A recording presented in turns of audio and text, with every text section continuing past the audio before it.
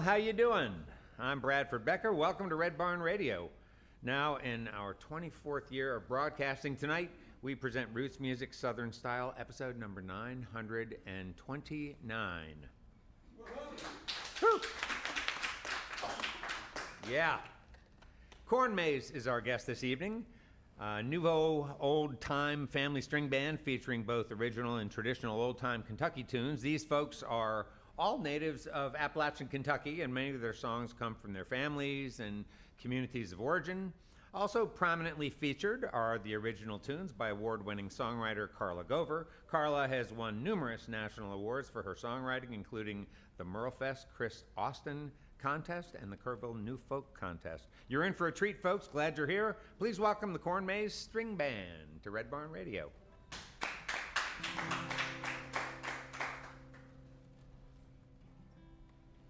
We're going to do Jubilee. It's a tune that we learned from Gene Ritchie with a few little changes in the lyrics.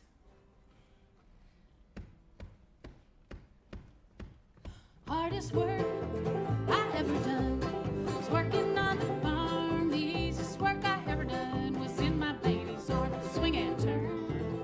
Jubilee, live and learn. Jubilee, cherries from the cherry tree, peaches by the dozen. If you won't kiss me, I'll go find your brother or your cousin. Swing and turn. Jubilee, live and learn.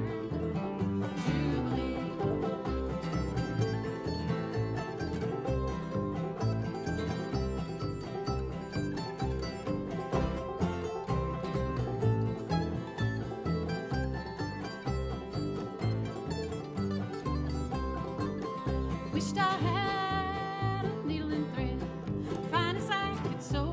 I'd sew swings from flour sacks, and round this world I'd go. Swing and turn. Jubilee, live and learn. Jubilee, don't need no saddle for my horse. I'm a bareback rider, ride him to the corner store and give a jug of cider. Swing and turn. Jubilee, live and learn. Jubilee.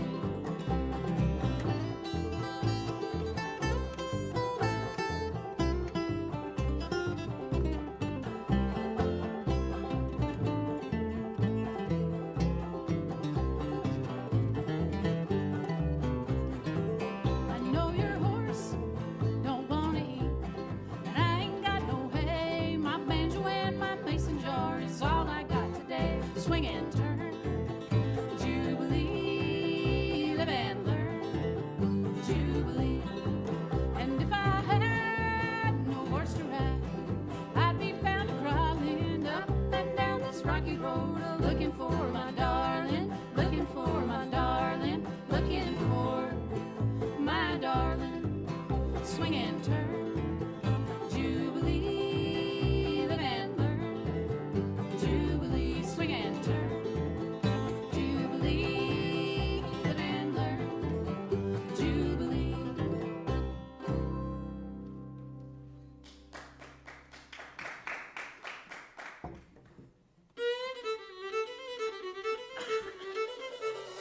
Good evening and welcome to Red Barn Radio. Wherever in the world you're listening, welcome to Roots Music Southern Style. Thanks to WEKU, Red Barn Radio's official radio partner, NPR for Central and Eastern Kentucky. Listen online at weku.org. Red Barn Radio is supported by Visit Lex, Lexington, Kentucky's Convention and Visitors Bureau. More information on what Lexington has to offer is at visitlex.com. LexArts, Lexington, Kentucky's premier cultural development, advocacy, and fundraising organization, working for the development of a strong and vibrant arts community as a means of enhancing the quality of life in Central Kentucky. Follow Red Barn Radio on Twitter and like us on Facebook. Here's the host of Red Barn Radio to tell us more about tonight's performers.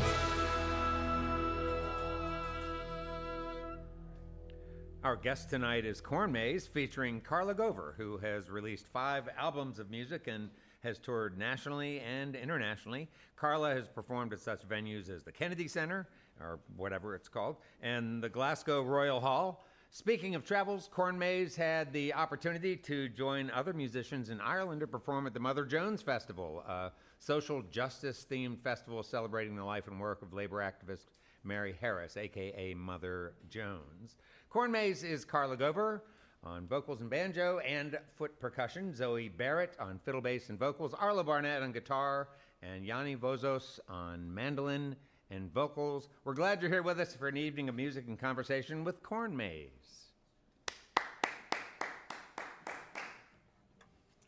We're going to do another traditional Kentucky string band tune called Ain't a Bit Drunk.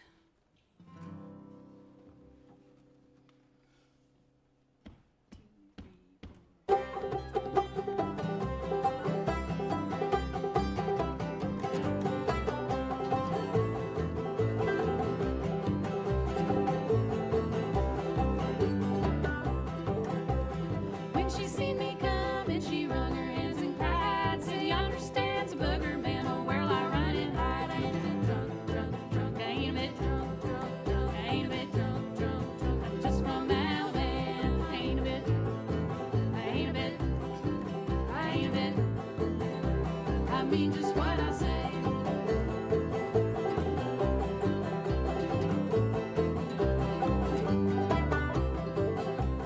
Struck me arms around me, she called me sure plum.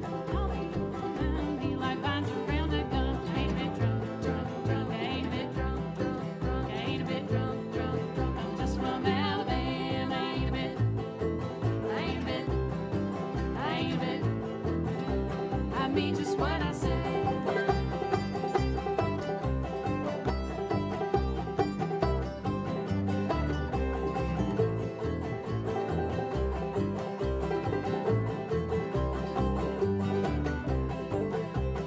Where'd you get your whiskey? Where'd you get your dram? Bought it from a moonshiner way down in Alabama. I ain't a bit drunk, drunk, drunk. I ain't a bit drunk, drunk, drunk. I ain't a bit drunk, drunk, drunk. I'm just from Alabama. I ain't a bit, I ain't a bit, I ain't a bit. I mean just what I say. I ain't a bit, I ain't a bit, I ain't a bit. I mean just what I say.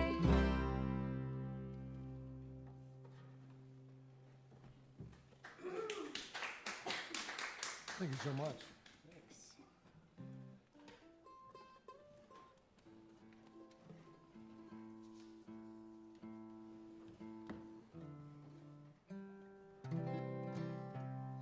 Well, this next song is actually the title track off of a solo album I recently released. Of course, all these musicians were also playing on it, so I play with them whether it's the CornMaiz string band as we are now, or just because I want them to play with me.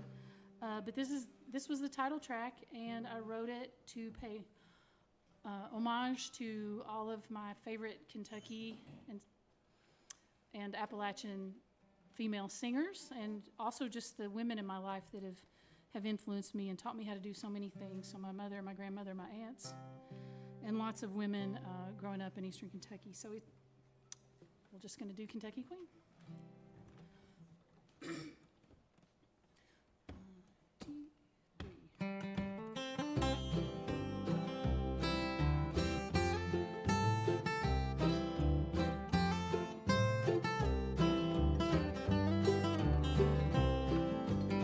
She'll sing your soul to salvation. She's the voice of the hillbilly nation. There's nothing like it in creation when she makes the mountains rain. On the day that you first hear her, you'll become a true believer. She's an Appalachian diva and a true Kentucky queen. It brings chill bumps on your arms, a tingle to your spine, a shiver to your body when she sings in the pines. First she's gentle as a river up and down a lonesome scale, then mournful as a coal train with an aching far-off wail. She's got coal dust in her blood and soup beans in her bowl, cornbread in her skillet, If these mountains had a voice, it would sound a lot like hers. It can wrap you in compassion or convict you with a word. She'll sing your soul to salvation. She's a voice of human nation. There's nothing like it in creation when she makes the mountains ring. On the day that you first hear her, you'll become a true believer. She's an Appalachian diva and a true Kentucky queen. So sing glory, hallelujah, or a lonesome lullaby. Make the people shout and holler, or an old coal miner cry. Sing the don't stop here, or that good old hook and line. I'm going round this world, baby mine.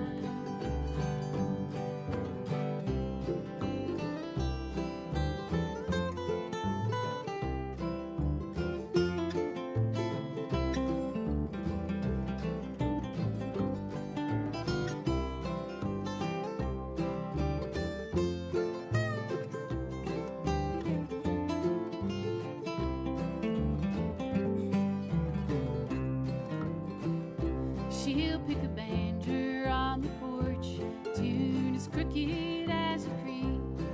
When the fiddle starts to playing, she'll have to move her feet. But come morning, she'll be singing like a sparrow in a tree. She sings because she's happy. She sings because she's free. She'll sing your soul to salvation. She's the voice of the hillbilly nation. There's nothing like it in creation when she makes the mountains ring. On the day that you first hear her, you'll become a true believer. She's an Appalachian diva and a true Kentucky queen. In the pines, where the sun never shines, and you shiver when the cold wind blows.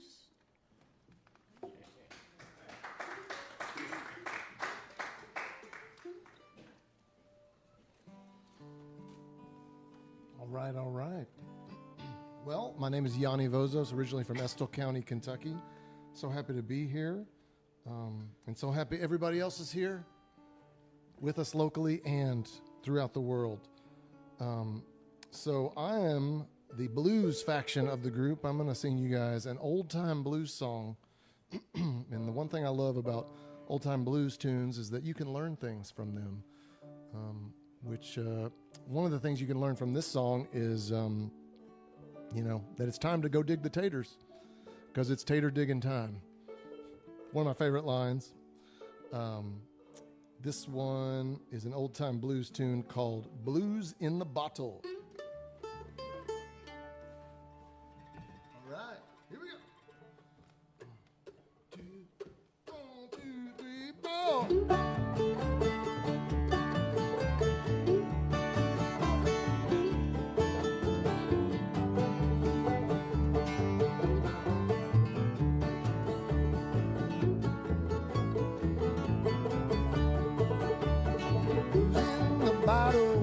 Blues in the bottle, stoppers in my hand, pretty mama, blues in the bottle, stoppers in my hand. Gone down for work, find another man, hey now.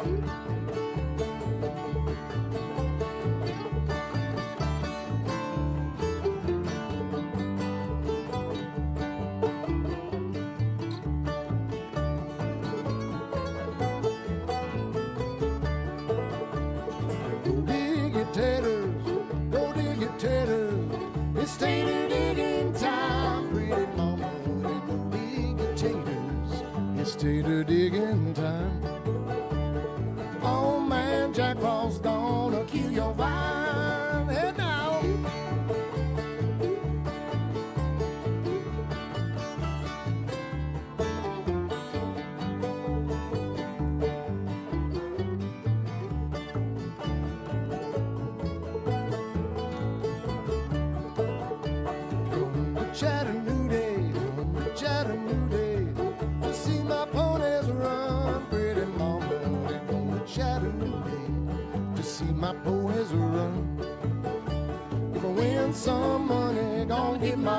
some, that's right.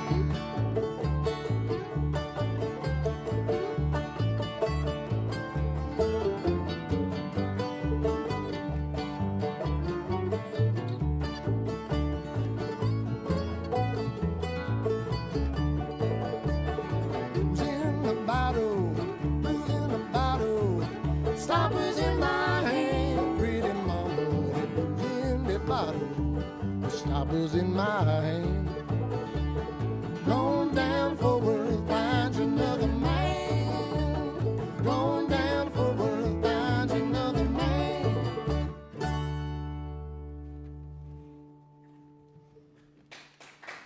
Thank you very much. Thank you.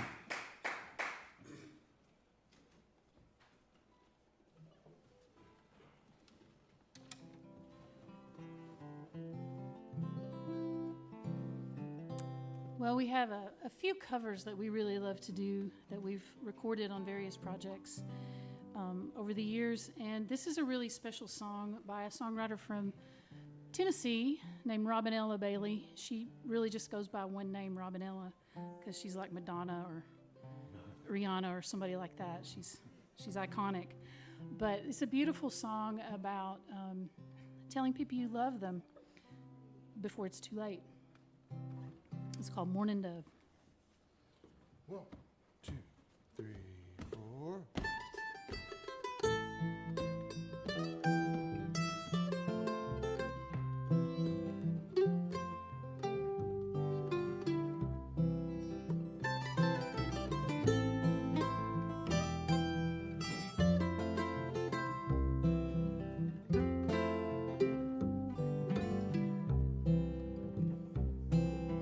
Looks like morning's coming on. It seems we're at the edge of dawn. It's breaking with your morning lullaby. I watch the stars as they turn to gray, and know soon it will turn to day. And I don't want to say goodbye.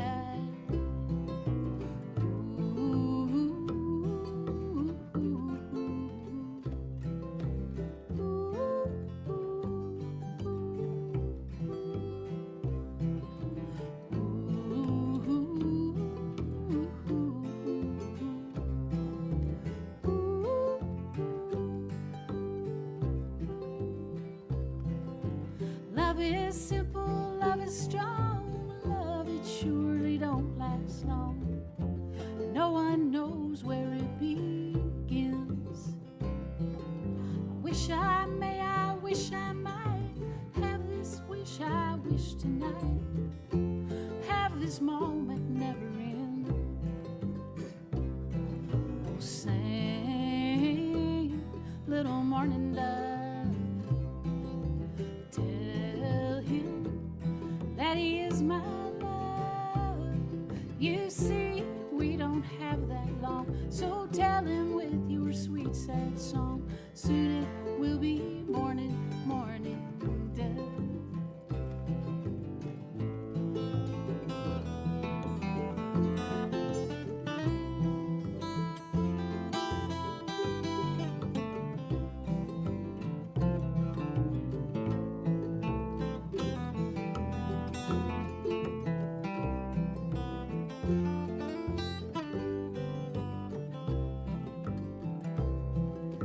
Nighttime sometimes turns to day before we have the chance to say I love you to the ones we love.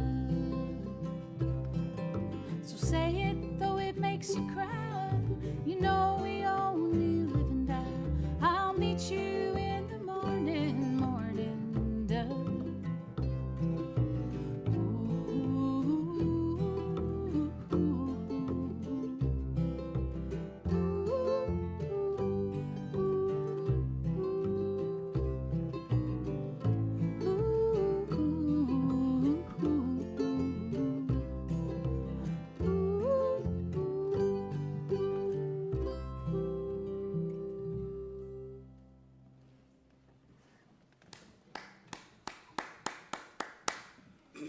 All right, if you're just joining us, we're here at Red Barn Radio with our of our very favorite Appalachian singers, songwriters, banjo players, our good friend Carla Gover, and she's here along with a wonderful group of musicians. They call themselves the CornMaiz String Band, and how great it is to have you all on the program. Carla, I was wondering, is the way you played Morning Dove just the way Robinella and her string band played, very similarly, or did you all sort of arrange it in a different way? We kind of did our own arrangement, and it's obviously inspired by hers. Her version is so great. It feels like hubris to try and cover it, but I love the song so much that we covered it. But yeah, you always try to change a little something and kind of make it your own. Yeah. Well, I'm looking forward to looking into it. I was just checking on Spotify. So it's Robinella and the CC String Band? Yes. Okay, good. And she's got Chillowy Rumble as well, right? A single coming out. That's great. All right.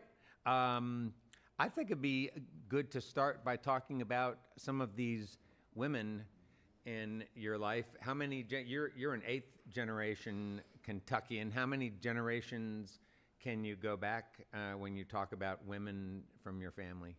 Have you done a lot of study of that? I can go back quite a bit on my mother's side of the family, just because that was the family that I saw the most. She was from Oneida. We'll do a song that I wrote about Clay County, where she's from, later. But I wrote the song Kentucky Queen, and I often refer to, especially my grandmother, my mother, my grandmother's cousin, whom I called Big Mommy. She was kind of like a second grandmother to me. I was a late in life baby, and so was my mother. And so, fortunately, I got to spend a lot of time with my grandmother, but unlike a lot of people, or some people, I never met any of my great-grandparents because... yeah, same true with me. Yeah. Right. Yeah, and so where is Oneida? It's in Clay County? It's in Clay County, so it's close to Manchester. Okay, and is that where you then? I grew up in Whitesburg, Kentucky, which is grew up in Letcher Whitesburg. County. Yeah, Mhm. right. I didn't know you were from Whitesburg I'm from originally. Whitesburg, and my father's from Pulaski County, but my parents wound up there because he was working for the coal company Oh, okay. All down right. there. So And so, at what point in your life did you settle up here? Well, I originally came to Central Kentucky, to Madison County, when my dad lost his job with the coal company because there was a coal boom and then a bust. And I went to high school in Richmond, and then I came to college in Lexington. Lived in Berea for a long time, and then moved back here.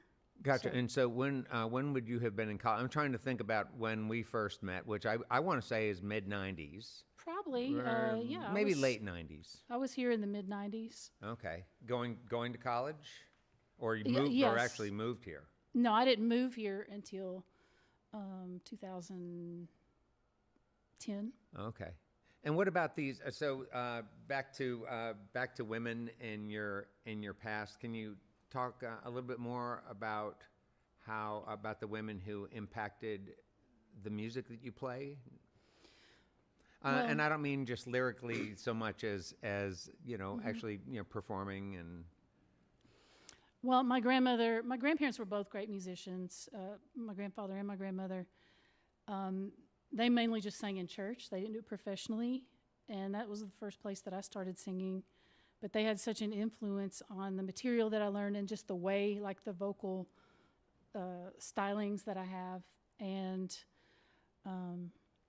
but there were also, I was lucky enough to sort of get under the wing of Jean Ritchie when I was 21 years old, and so she was a musical mentor and friend to me. And also from West Virginia, Jenny Hawker, and to a lesser extent, Hazel Dickens. They both gave me a lot of support and encouragement when I was a teenager, just first starting out as a woman in traditional music. So it was, really wonderful to get to learn at the feet of giants like that. Yeah, they are giants. Yes. And could you talk more about your relationship with Jean Ritchie and sort of your recollections of your time together? Sure. Yeah, I would love to hear that.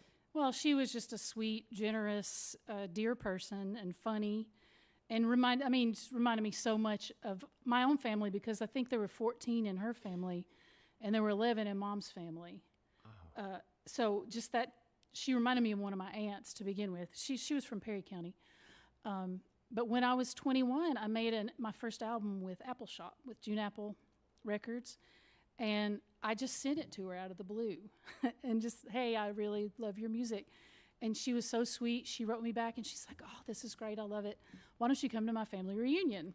Oh, come on. So I went down to Viper, where she's from, where she still had a cabin, and hung out with her all weekend and met all the family. And that was kind of our first hang. And then over the years, just at different festivals, she'd have me come up on stage and sing with her.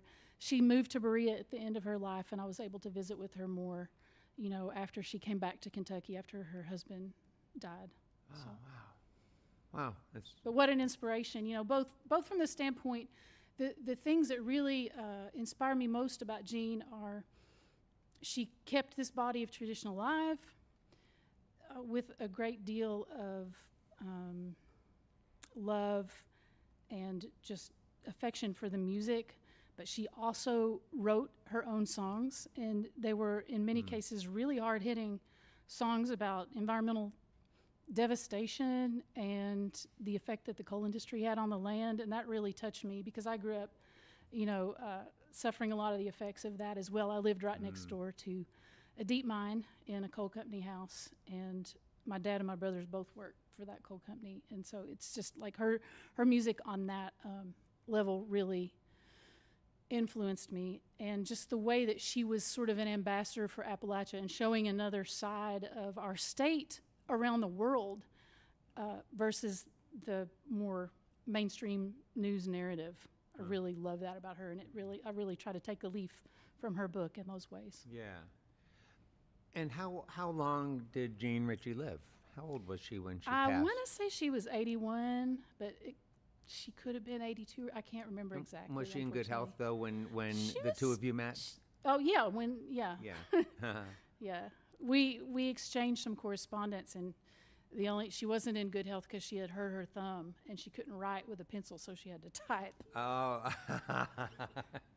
Why do I think she probably didn't have an electric typewriter? It was not. It was Yeah, a sure. old school typewriter. Yeah, I'm sure. I believe it. What about Ginny Hawker?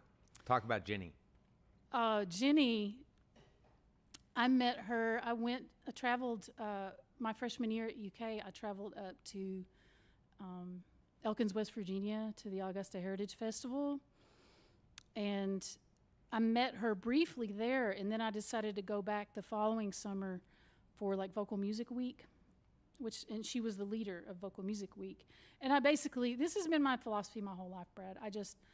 I find these elders and I follow them around like a duck, you know, just like, so, I mean, that's kind of what I did to Jean. That's definitely what I did to my grandmother and all of the women, you know, in our holler and in my granny's holler. But that's what I did to Ginny Hawker too. I just followed her around, learned everything she could teach me. But she was also so encouraging, you know, she was like, nowadays, there are many more young people performing this kind of music, but when I was in college, there were not a lot of young people playing the banjo or learning the old ballads. We didn't have Cowan Creek Mountain Music School yet, passing it on, and so it was really meaningful to me to have her guidance, but I think she was also there were kind of a fair few teenagers into the music, so she was really encouraging me to keep singing, and she wanted to know all about my grandmother and wanted me to sing all the songs for her, and that made me realize it's one of the many formative experiences that made me realize, oh, I've got something special, because you know when you grow up in Eastern Kentucky, and especially after I moved to Central Kentucky, part of me felt like I was supposed to hide, you know, all this stuff that I'd grown up with, because people make assumptions about you and they think you're less intelligent and they think you don't have any culture, and even professors at UK, unfortunately. Wow.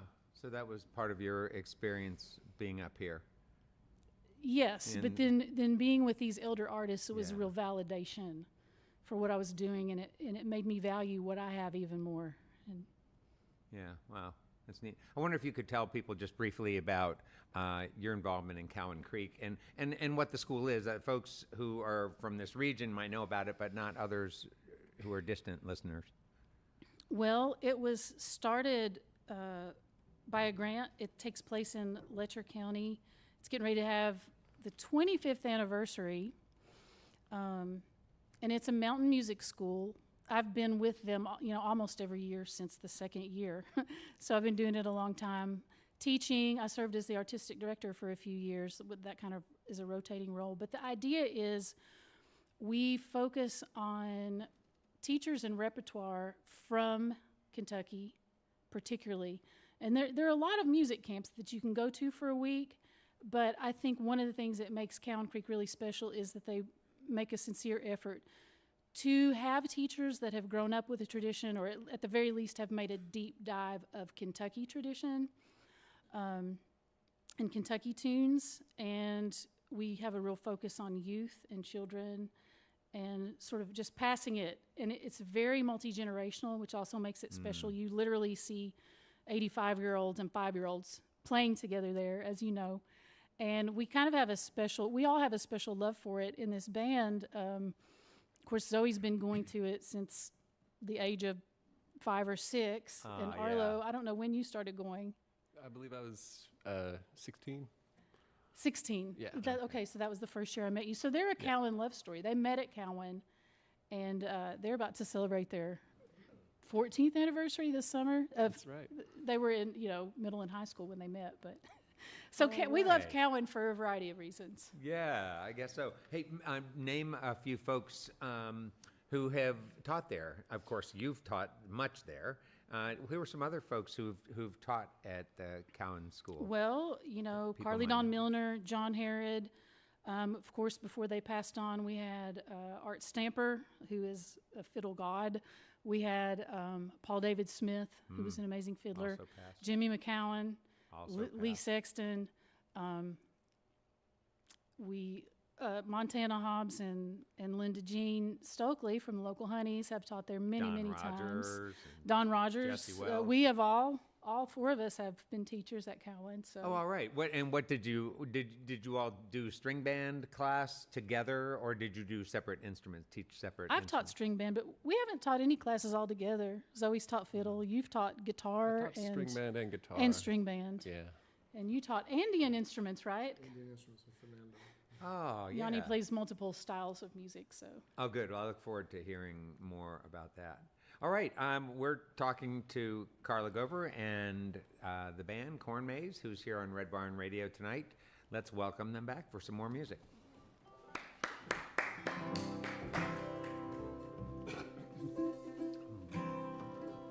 I'm going to sing one for you now by Gordon Lightfoot, which came to us by way of Tony. Let me hold you for a while. I'd be known around the world, and how I long to see you smile. There's a shadow on the moon, and the waters here below do not shine the way they should.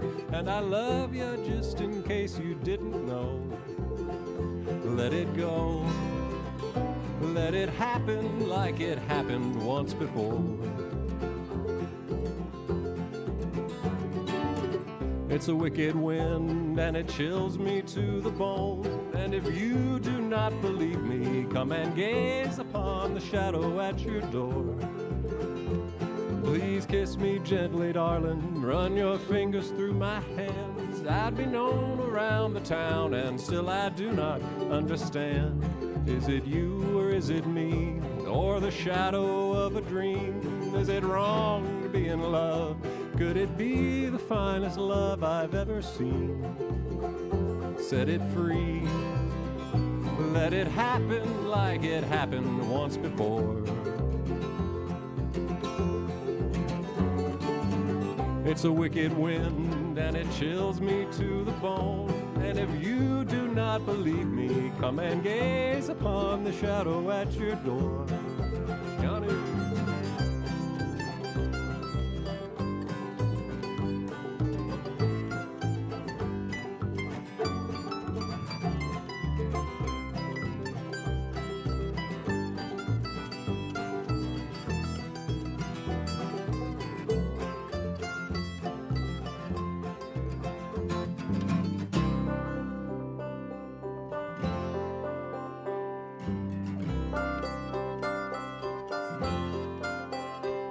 Lay down beside me, darling, where the river runs away from the mountains in the springtime on a cool and sunny day.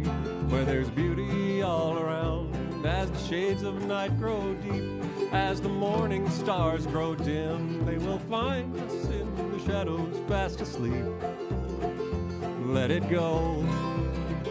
Let it happen like it happened once before. It's a wicked wind and it chills me to the bone. And if you do not believe me, come and gaze upon the shadow at your door.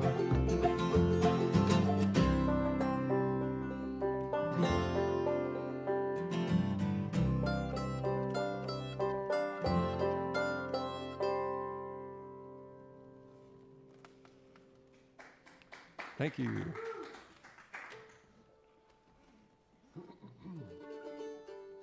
Gordon Lightfoot.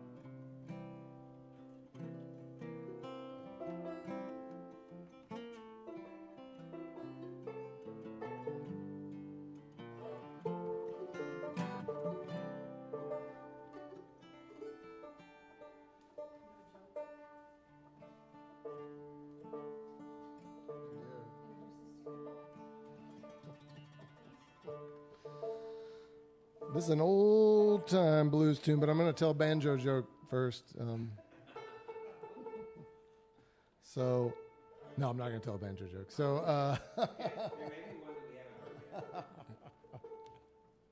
So banjo players spend, wait, I forgot it. I don't know. I got a fiddle joke. You got a fiddle joke? Yeah. Even better. So you know the difference between a violin and a fiddle, right? You can spill beer on a fiddle. You can only spill champagne on a violin. Okay, disaster averted. This is just a traditional string band tune from Eastern Kentucky. I think it is associated by some scholars with the African American community. Of course, the banjo itself was originally from Africa, and I always kind of like to point to the really diverse origins of Appalachian music, because I feel like maybe in the past our music in our region was whitewashed a little bit, and that's really not the true history. So it's a really fun dance tune called Black Eyed Susie. It's in D, right? Okay.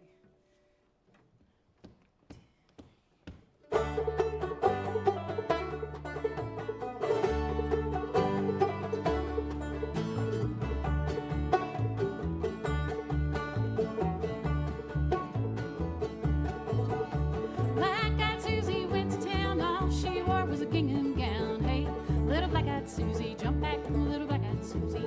Hey, little black-eyed Susie, hey. Rain come wet me, sun come dry me. Look out, fellers, don't come nigh me. Hey, little black-eyed Susie, jump back, little black-eyed Susie. Hey, little black-eyed Susie, hey.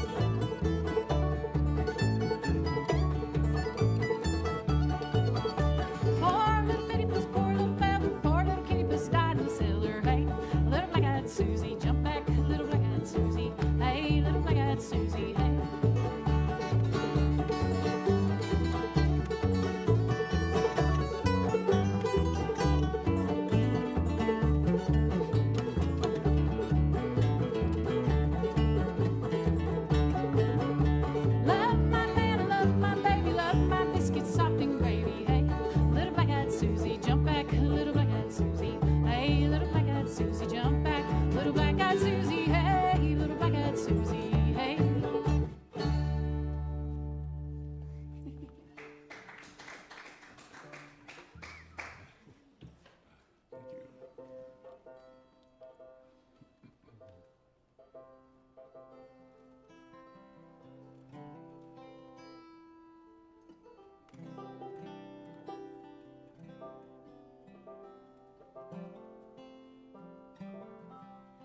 like all bluegrass and old time bands, we do some cover tunes, and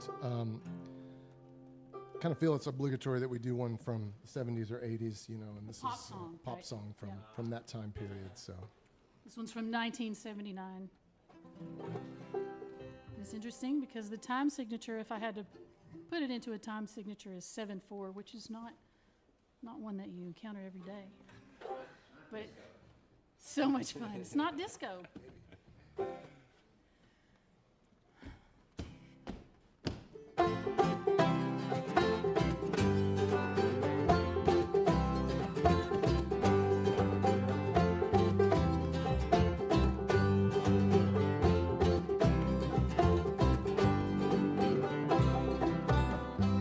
Climbing up on Salisbury Hill, I could see the city lights. Wind was blowing, time stood still. Eagle flew out of the night. It was something to observe. Came in close, I heard a voice, standing, stretching every nerve. Had to listen, had no choice. I could not believe the information.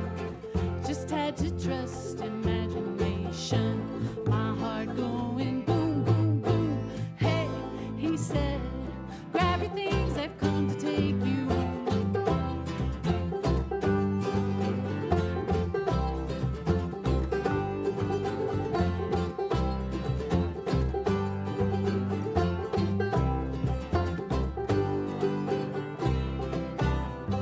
To keep in silence, I resigned.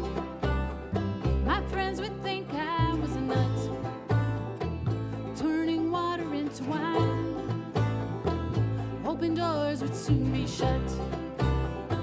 So I went from day to day, though my life was in a rut, till I thought of what I'd say, which connection I should cut.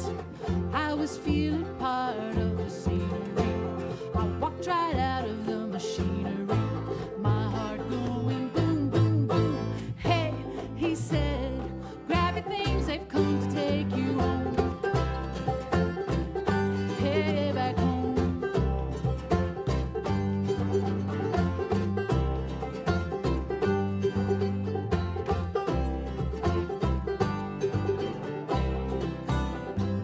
When illusions spin a net, I'm never where I wanna be. Liberty, she pirouette. When I think that I am free, watch my empty silhouettes, who close their eyes and still don't see. No one taught them etiquette. I will show another me. Today I don't need a replacement. I'll show them what the smile on my face meant. My heart going boom, boom, boom. Hey, I said, you can keep my things, they've come to take me home.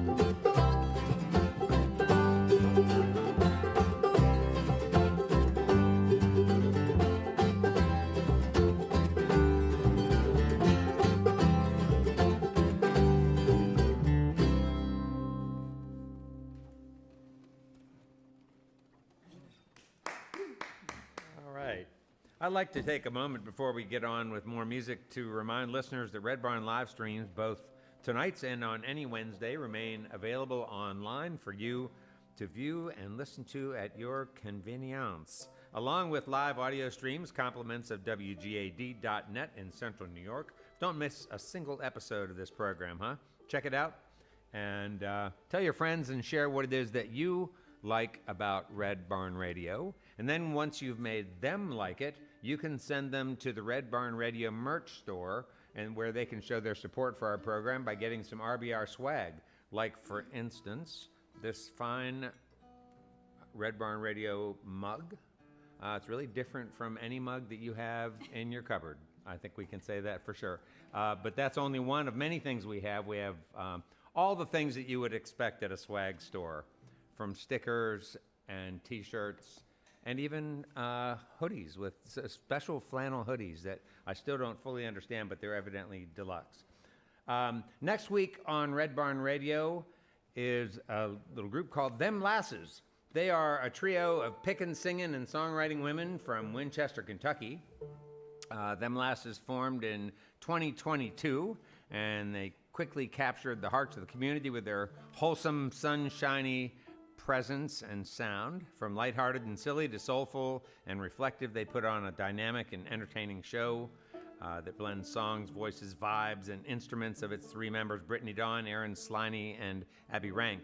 Them Lasses are also known to rock out and get funky with their backing band, the Old Dogs, and I think they're going to come with the Old Dogs, Ethan. I think they're going to be here with the Old Dogs, and they're sure to touch your heart. Get your feet stomping and ignite your love for life's simple joys. Happy flowers, good chickens, creeks, homegrown tomatoes, like that. You want to stomp your feet? You like creeks and heirloom tomatoes? Well, happy flowers, Ethan. Who doesn't like happy flowers? Well, join us next week with Them Lasses, because you're going to get all that stuff. Get it on your calendar. And now let's get back to some more music with CornMaiz.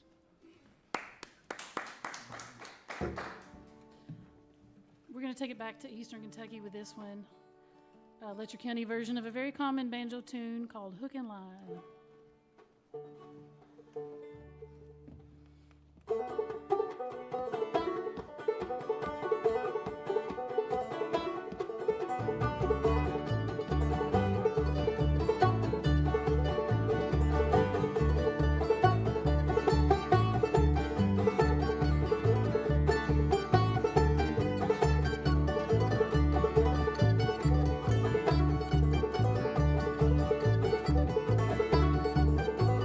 Give me a hook, won't you give me a line? Give me a gal named Caroline. Got me a minner, but I don't lie. Ain't nobody got a minner like mine.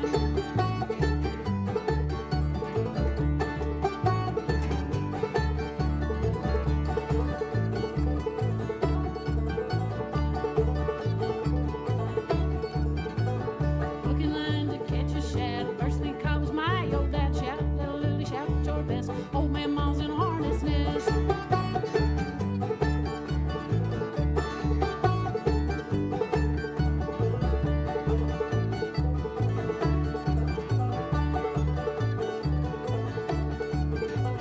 Sows are fishing, sows are flying, sows are fishing. She come back crying, lost her hook, lost her line. Fish no more till summertime.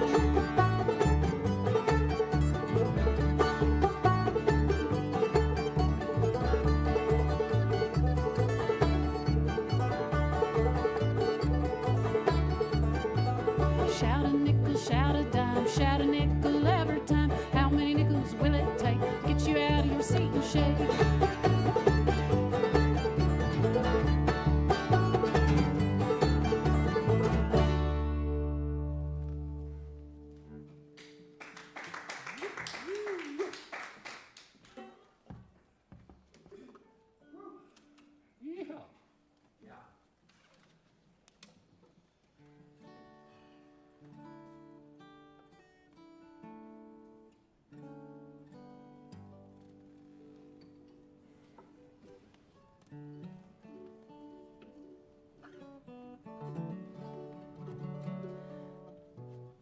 Well, this is a song that I wrote and recorded with another band that Zoe and Arlo and I also perform with sometimes, called Zoe Speaks. And I wrote this one kind of thinking about the ways that the bad things that happen to you can be transformed into wisdom, or, you know, you can kind of turn them around and your tragedies can become your triumphs. And I also kind of always shout out my friend Silas House, because he's one of the people that I was really thinking about when I wrote this. And it's one of the things I appreciate most about living in Kentucky is the amazing community of artist friends that I have and have gathered around me over the years. And so it's called Wings of a Dove. 2, 3.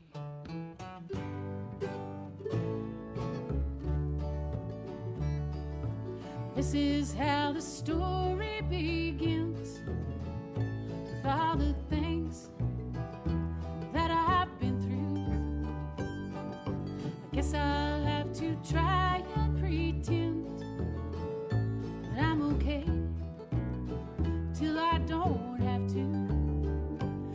see miles and miles of blue green hills to climb. I know nothing's gonna hold me back this time. 'Cause I've never felt so free. I feel the changes washing over me. And I've never felt such love. It's just like flying on the wings of a dove.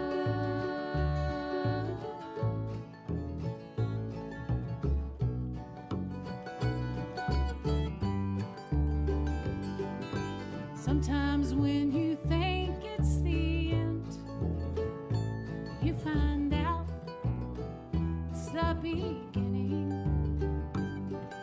Sometimes when you think that you've lost, you realize that you were winning. Now I'm walking out of that wide open door, and my dream is bigger than it was before. 'Cause I've never felt so free. I feel the changes washing over me. And I've never felt such love. It's just like flying on the wings of a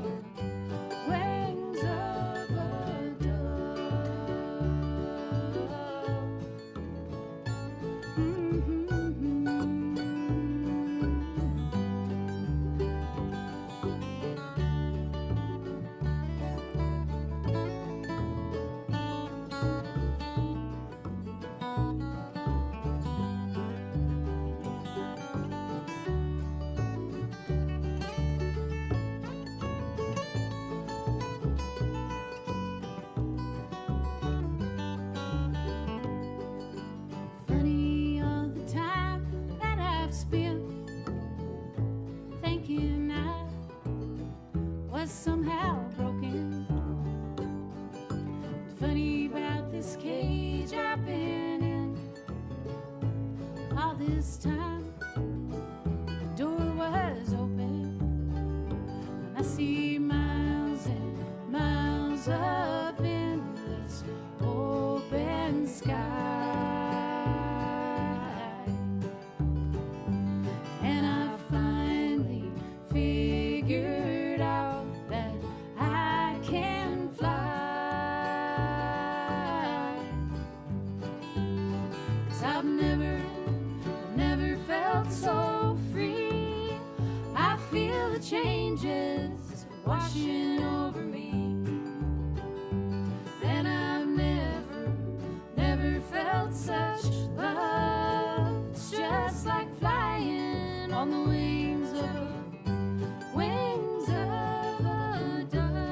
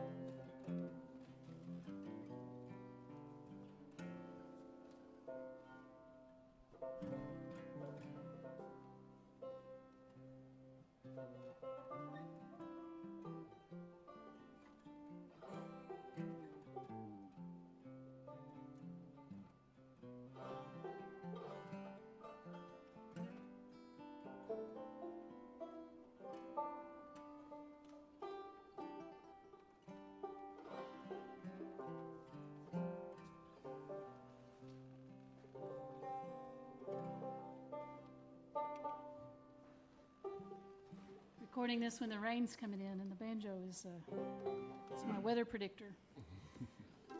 We're going to do a song that I wrote 20-something years ago. It's probably the one song of my own that I've played more than any others. It's kind of exciting to do it right now, though, because it is soon to be a children's book with the University Press of Kentucky. And it's very dear to me because it's a song I wrote for my grandmother, who was born in 1898 in Oneida. And it is from her point of view. And the reason I wrote it, it was actually right after that movie, Oh Brother, Where Art Thou, came out. And there were like 40 million new old-time bands on the scene, but many of them were from other places, and they were putting acts together, and they were really kind of performing a stereotype or a caricature more than they were performing. They were kind of trying to perform the culture, not just the music. And I got a little bit hot about that. I got a little bit angry. And so that's what inspired me to write this song, because a lot of times in those types of stories and that kind of performative cultural appropriation, or whatever you want to call it,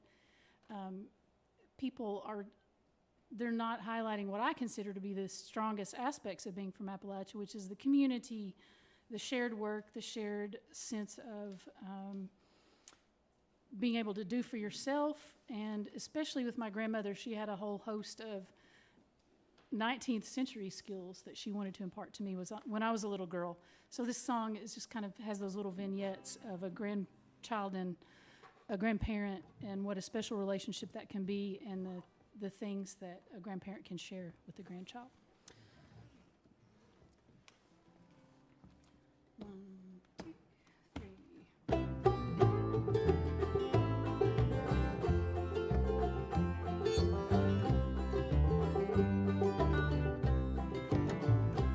Run to the spring, fetch me some water. You be my legs, my young granddaughter. You know I don't get around the way I used to. Won't you do for me the things I cannot do? Pin up my hair, there's company coming. We'd better get some biscuits in the oven.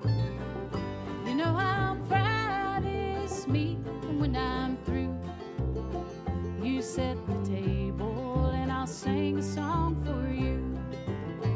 Chief Redbird fell in the muddy water, and that's the last they heard of him. I lived my life by the banks of the river, but I never did learn to swim. Well, the wild geese fly and the coal trains rattle, and the time keeps passing on by. Me and the Redbird River gonna roll on till we die. These apples here are good for frying. We'll peel the rest and put 'em up for drying. You know I can't stand to see 'em play and spoil.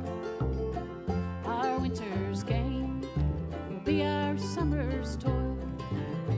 Chief Redbird fell in the muddy water, and that's the last they heard of him. I lived my life by the banks of the river, but I never did learn to swim. Well, the wild geese fly and the coal trains rattle, and the time keeps passing on by. Me and the Redbird River gonna roll on till we die. I used to fly across these hills and run barefoot through the spring. Thought I could see the whole world and how it shout and sing. But my running days are over and my soul is almost free. Won't you go up on that mountain and sing one song for me?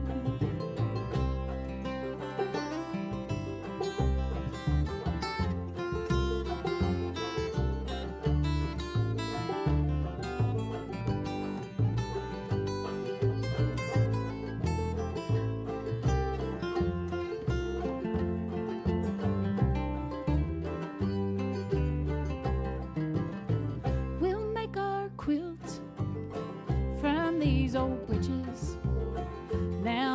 here and take some smaller stitches. Something new from something old to keep us warm while the winter's cold. Chief Redbird fell in the muddy water, and that's the last they heard of him. I lived my life by the banks of the river, but I never did learn to swim. Well, the wild geese fly and the coal trains rattle, and the time keeps passing on by. Me and the Redbird River, me and the Redbird River, said me and the Redbird River, we're gonna roll on till we die.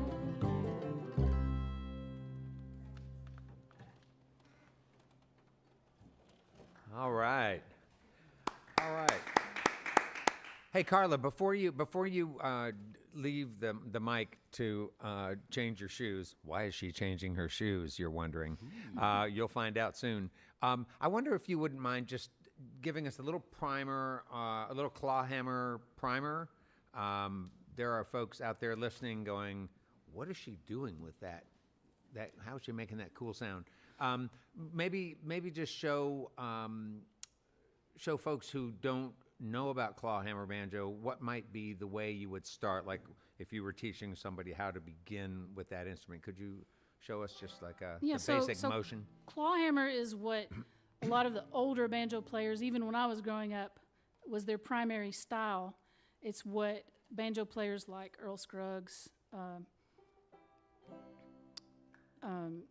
and Ralph Stanley grew up playing and hearing, and then modern day bluegrass came out of it. But the style, you don't have any picks on your fingers, and you kind of make your hand really flat. Sometimes I'll have students practice with a business card held right here so they don't drop it. And that can be really awkward for some people, especially people that have played the other styles of banjo or guitar finger picking, because they want to pick it with their fingers, but you're actually, the main stroke is you go down, down, up, down, down, thumb, and that thumb has to come to rest every time you take it down.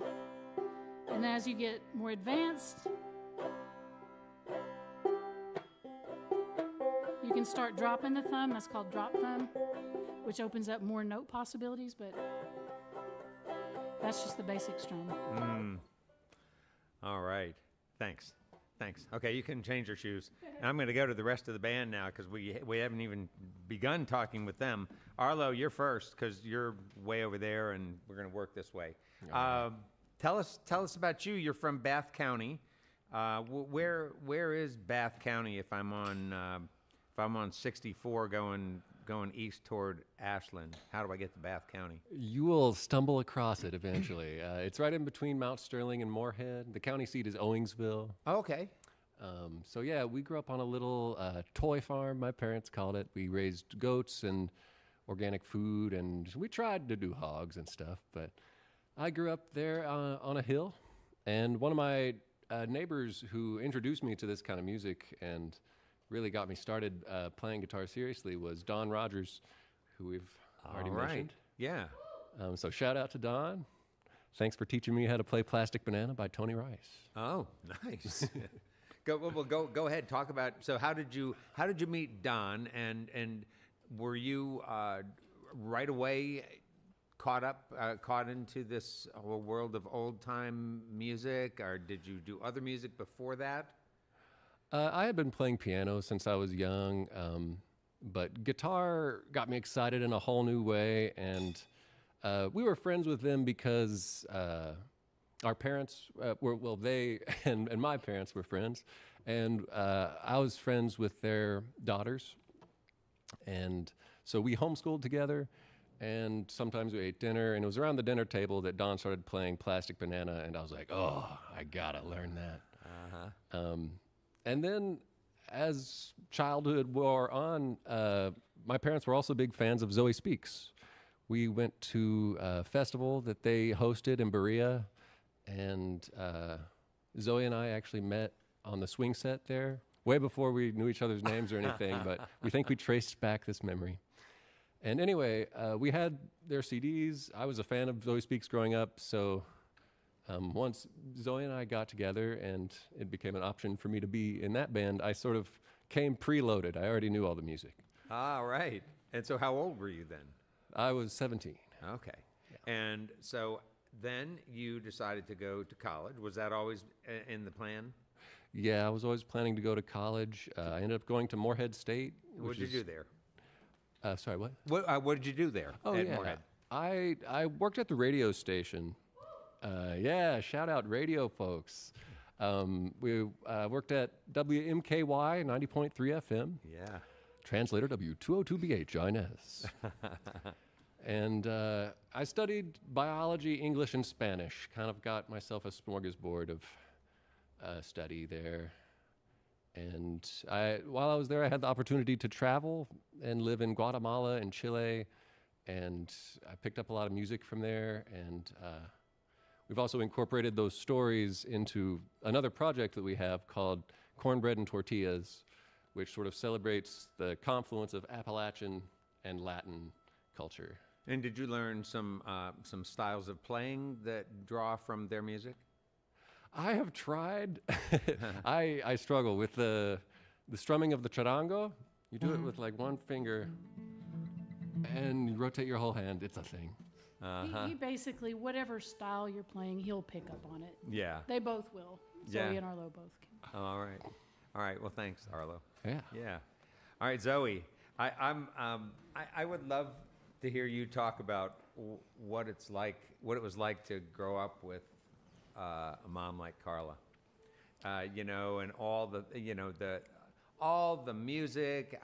Why do I feel like when you were probably too young to be going to some of these music festivals, you were there anyway?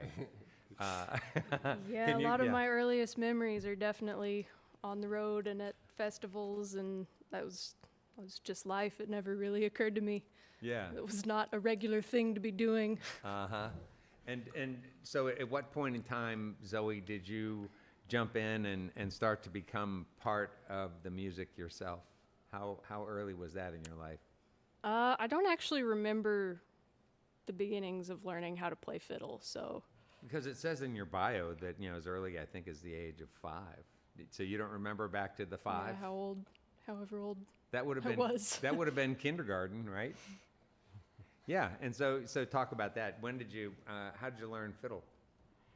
I had a teacher in Richmond that I would go see. She tried her best to teach me how to read music. It never stuck. Shout out Wanda Barnett and a new Coon Creek girl. Oh, all right. That was Zoe's first teacher. Yeah. And also John Herod. She learned from John Herod and Paul David Smith and not Jesse Wells, but his father, Jamie Wells. Oh, yeah. She took classes with him at Cowan, too. So.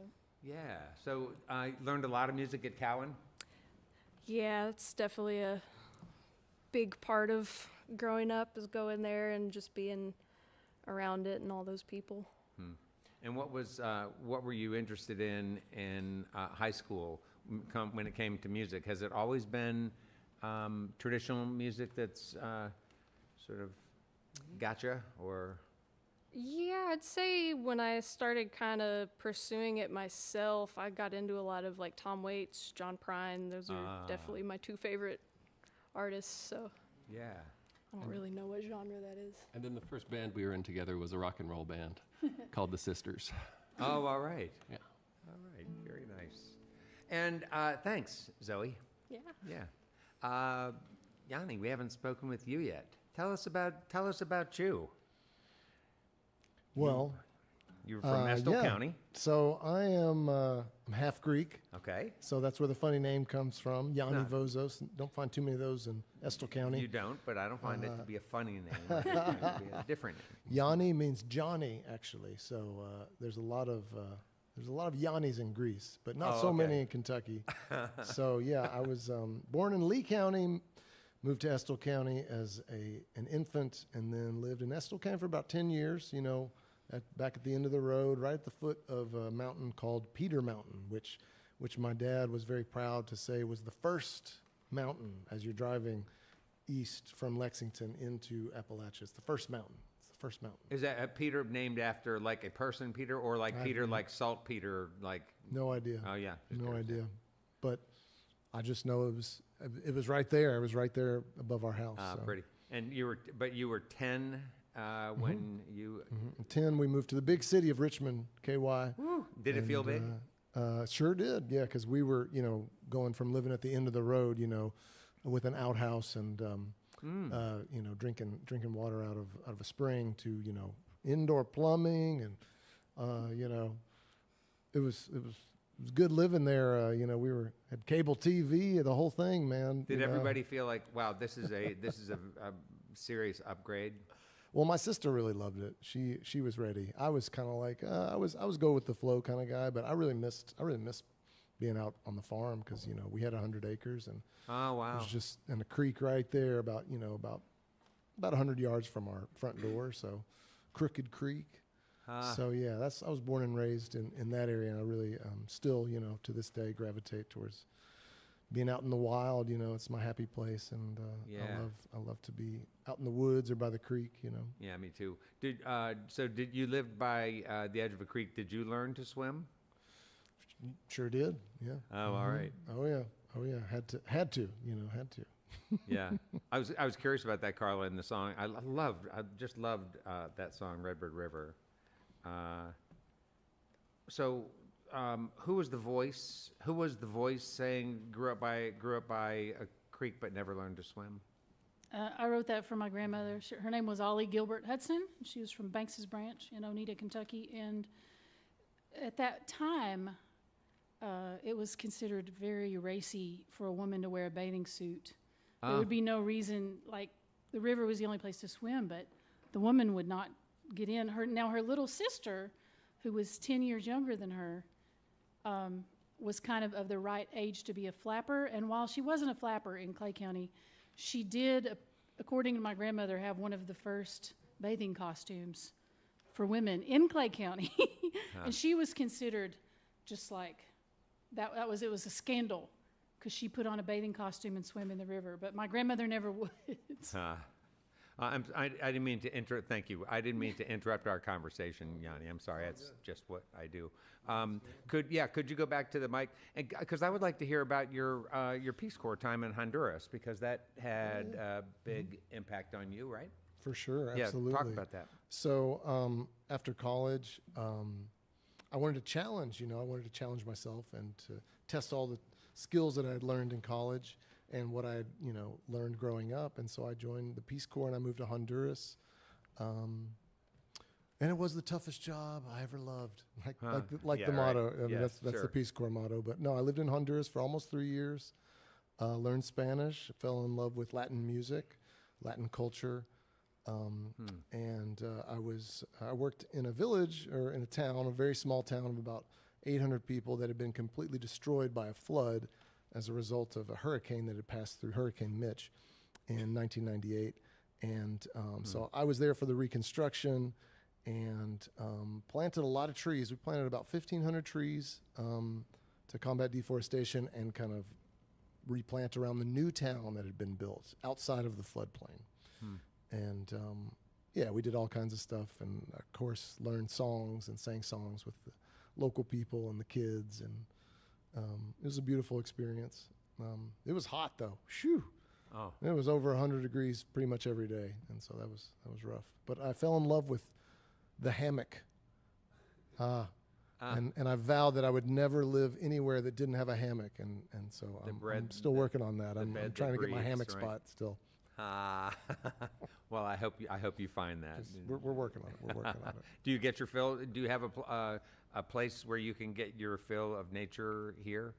Yes. And so what's your favorite place to go? My father, he moved to Mercer County, Kentucky. We were in Richmond, and then he moved to Mercer County, Kentucky, Salvisa to be exact. And this is kind of at the end of the road again. It's just that's where he likes to be, and he's got some acreage there, and he just gifted Carla and I some land, about 3 acres. So we're working on a little house there and planting a medicinal apothecary garden there. Oh, so, all right. Yeah. In Salvisa. In Salvisa, yeah. So the Central Kentucky Plateau.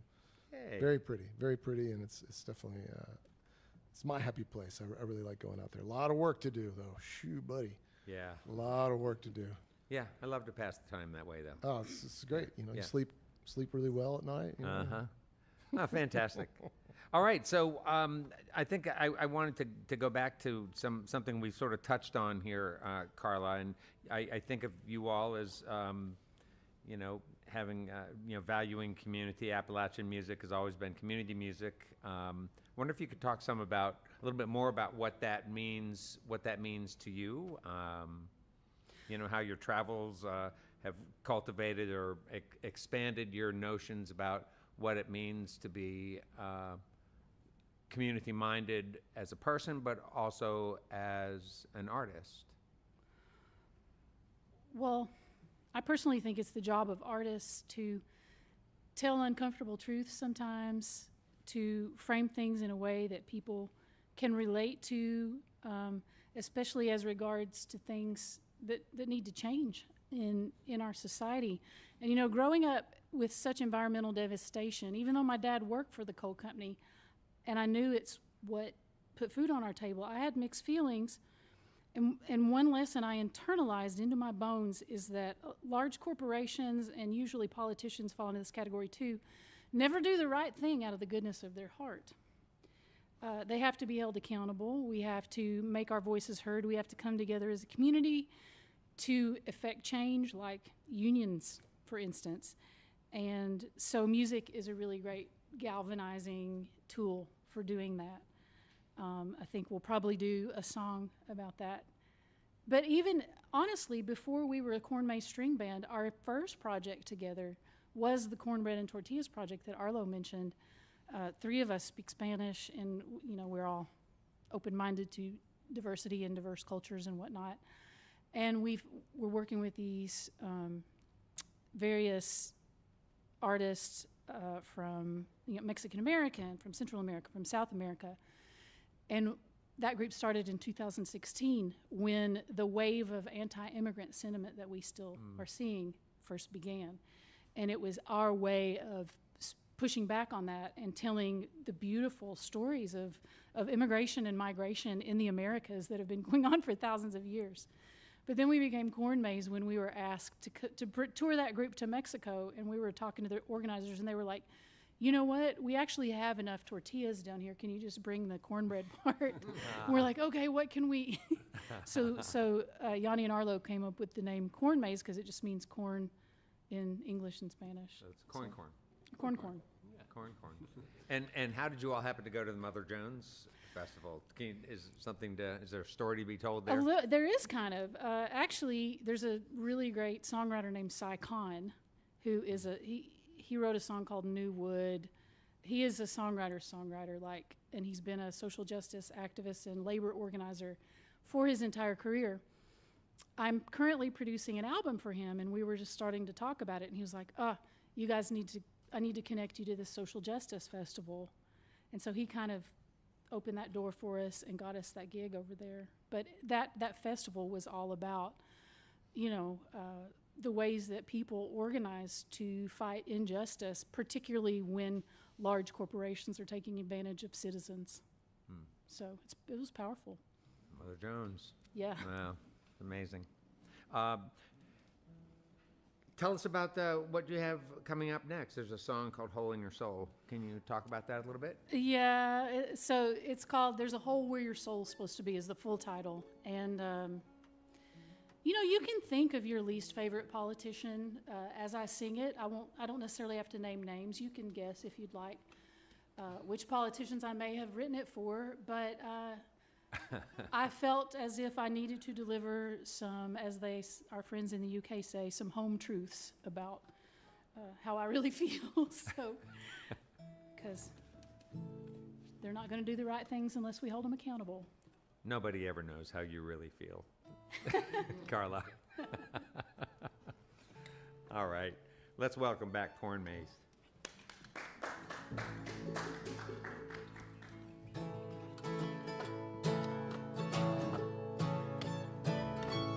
There's an unpleasant truth I must tell, and I'm talking to certain parts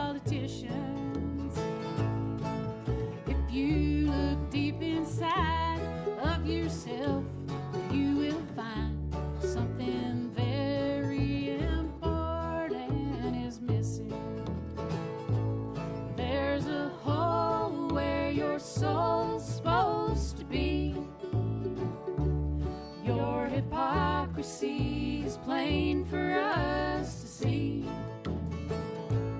You pass bad law after bad law, shafting babies, vets, and grandpa with your smug smile of maniacal glee. You say you're a Christian, but you're not. The words of our Lord, you don't support them. You shame the sick and starve the poor and turn the beggar from your door. And if Jesus returns, you'll deport him. There's a hole where your soul's supposed to be. Your hypocrisy is plain for us to see. You pass bad law after bad law, shafting babies, vets, and grandpa with your smug smile of maniacal glee.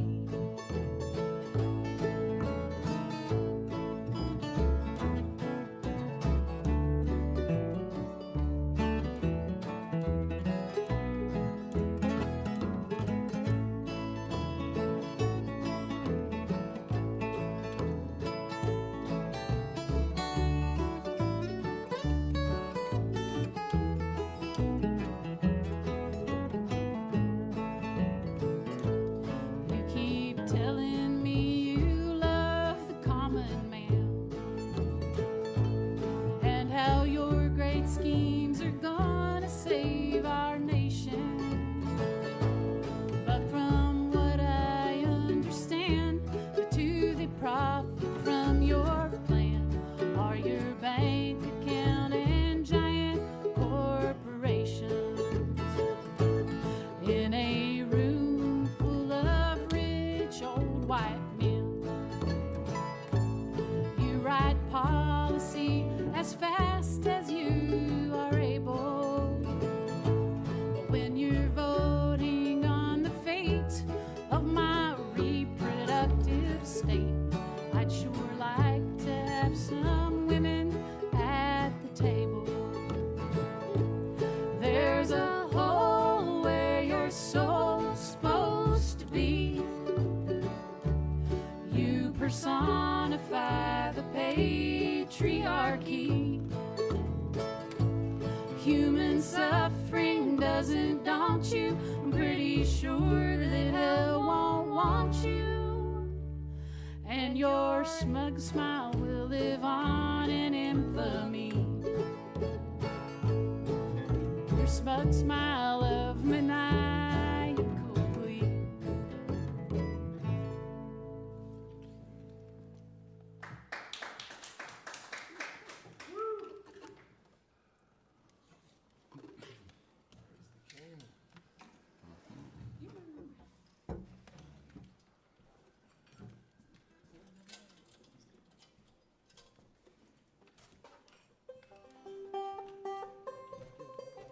Well, it's such a privilege to get to play with these guys. They're all not just my family, but they're all my musical soulmates. You know, we're recording this during the working week, and I know everybody's tired. Been working hard, but I'm just grateful to get to make this music with them, and grateful that you're listening whenever and wherever you might be listening to this. Well, this is a tune, it's based on an old fiddle tune called Lazy John, and associated with the playing of Clyde Davenport from Monticello, Kentucky, which is down close to where my father's from. A great fiddler and banjo player with a vast repertoire of Kentucky tunes. And so I just did that folk thing where I stole the melody and wrote a different song to it. And this is a song that talks about the experience of making sorghum, which we called a stir-off growing up, and then which Yanni and I have done together with his dad several times, and it's just great fun and such a cultural touchstone for me as far as Appalachian culture. But it's called Raise a Little Cane. 2, 3.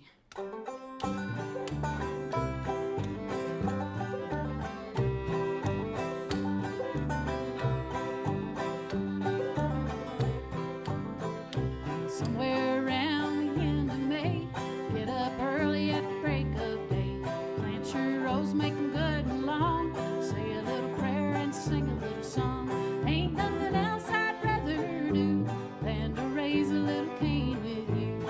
Underneath the Kentucky sun, work all day till the evening comes. Sorghum cane coming up in rows, just about the prettiest thing that grows. It don't get no better than this. Only thing sweeter is my true love's kiss.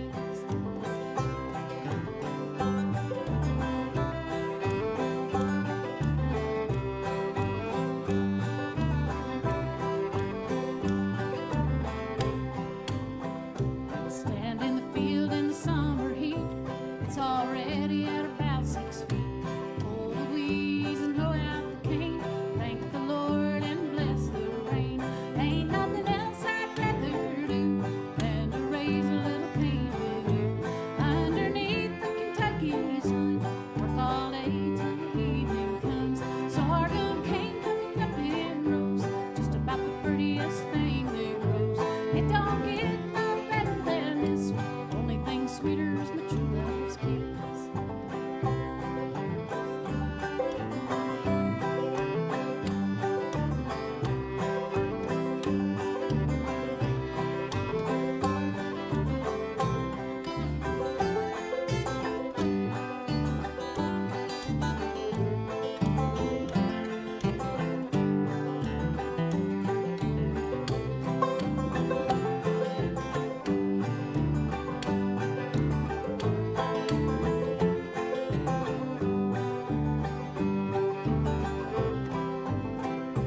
Cane gets ripe down in the fall. The juice is sweet and the stalks are tall.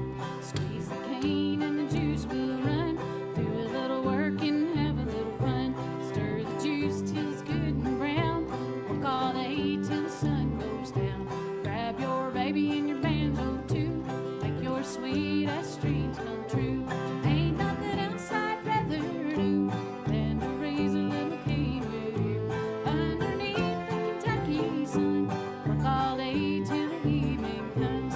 Sorghum cane coming up in rows, just about the prettiest thing that grows. It don't get no better than this. Only thing sweeter is my true love's kiss.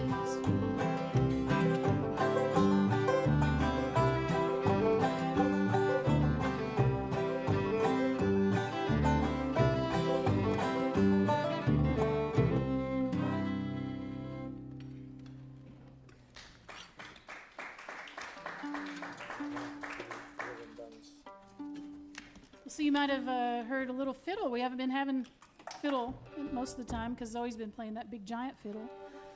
But we're going to get her to play a tune now, and I'm going to do a little bit of footwork. Some people call it clogging, some people call it flat footing.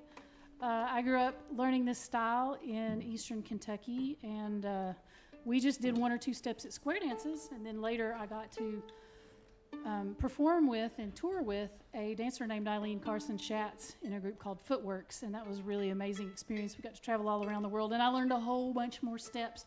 But most of all, I really worked and studied and learned how to improvise so that my feet are kind of like another instrument. So I love doing this with just fiddle while Zoe plays one for me. And I do, I have an online academy. That was my pandemic project. I made the Appalachian Flatfooting and Clogging Academy online. So if anybody is interested in this style of dance, I encourage you to look me up online, and I've got some free classes and stuff, and I have the biggest time doing it, and I really love keeping this style alive. And so I'm going to share a little bit of it with you now.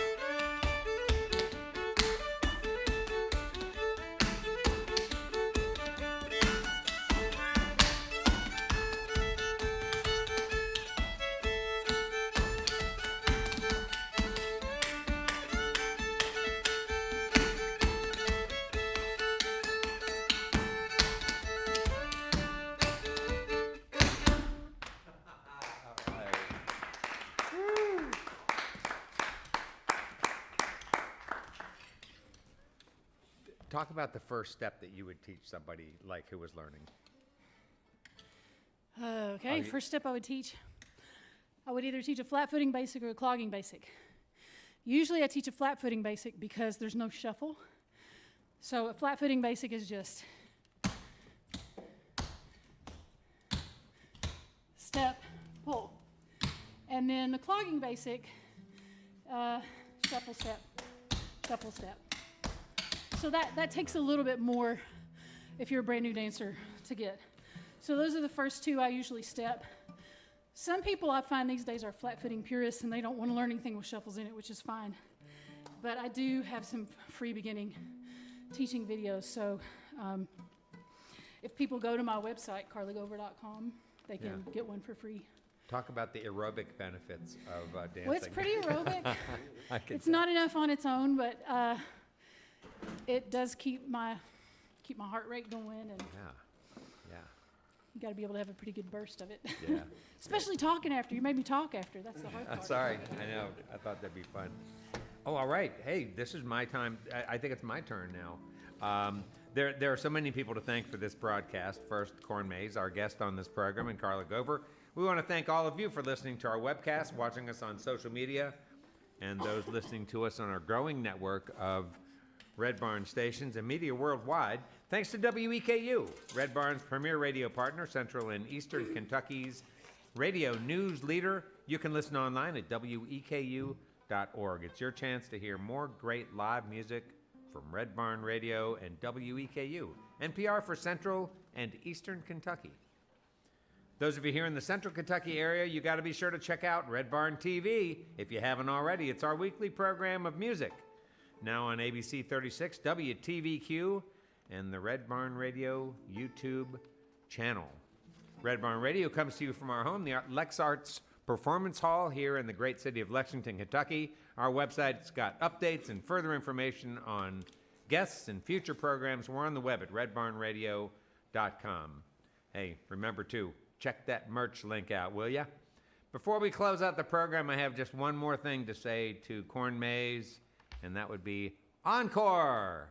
Can we do one more tune? Yeah. All right. Let's have one more. Welcome back, CornMaiz. Thank y'all so much. Thank y'all so much for having us. Thank the crew, everybody here.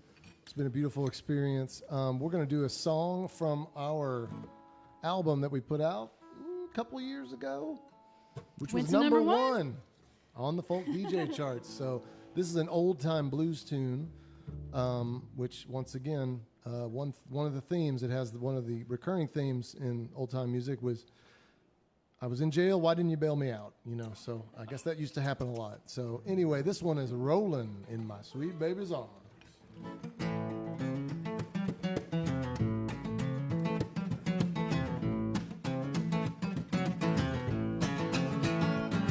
I ain't gonna work on the railroad.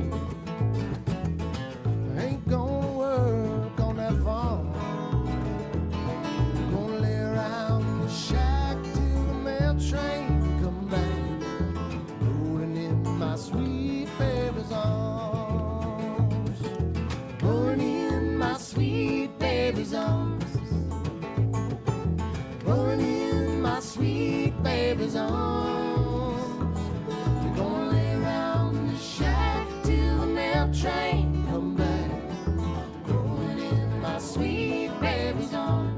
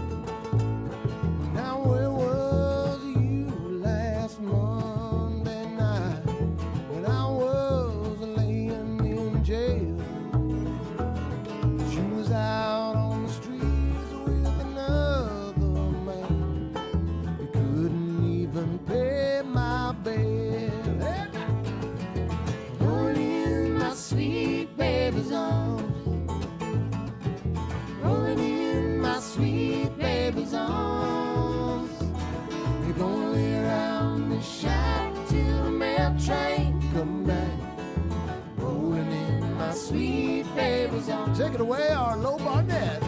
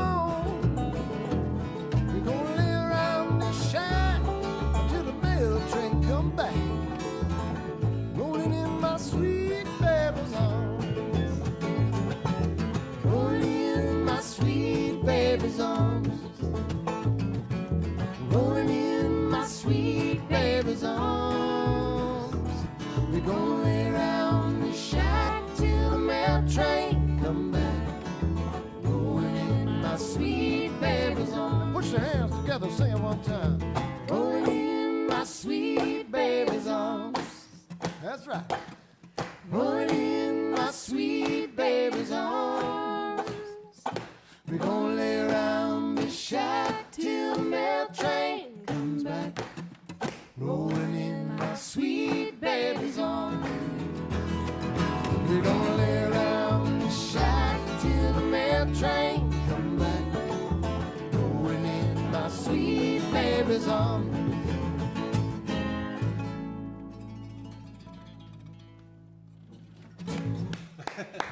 CornMaiz. Thank you very much. All right. Well, that's all for our show for this week, folks. Remember, you can see and hear Red Barn Radio worldwide as we stream live on YouTube, Facebook, and Twitch.